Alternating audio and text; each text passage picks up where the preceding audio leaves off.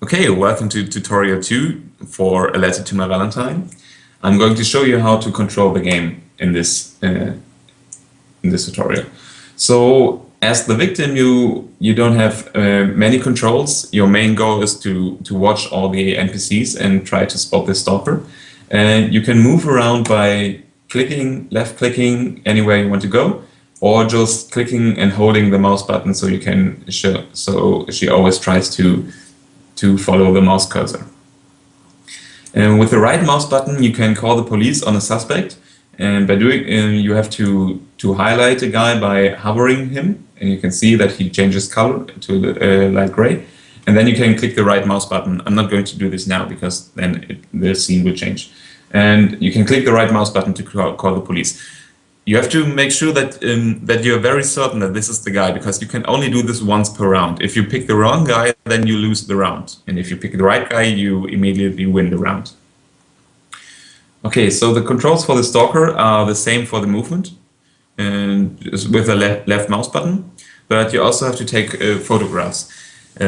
And you can only, first of all, you can also turn by right-clicking, and he turns wherever you clicked. So this is important because the NPCs sometimes do this as well. So if you want to mirror them perfectly, then you have to know about this. So with the right mouse button, you turn your character to wherever you clicked. And to take a photograph, you have to first get into a pose, because you can't do it just like standing around. So the poses are, you can see down in the left, the controls for it. So it's the number keys 1 to 6, and I go through them here right now.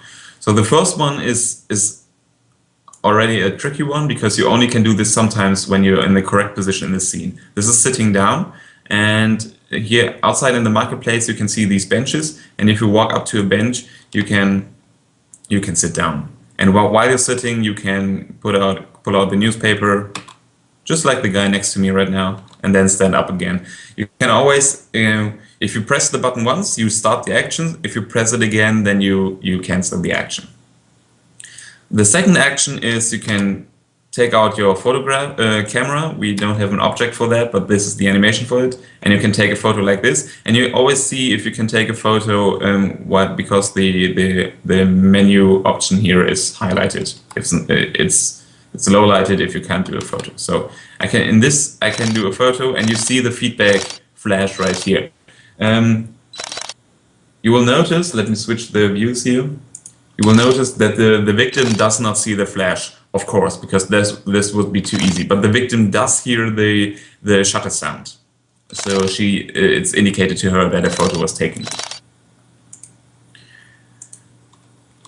Okay, so the third action is you put out a newspaper, and you can take a photo like this, and hit 3 again to close the newspaper.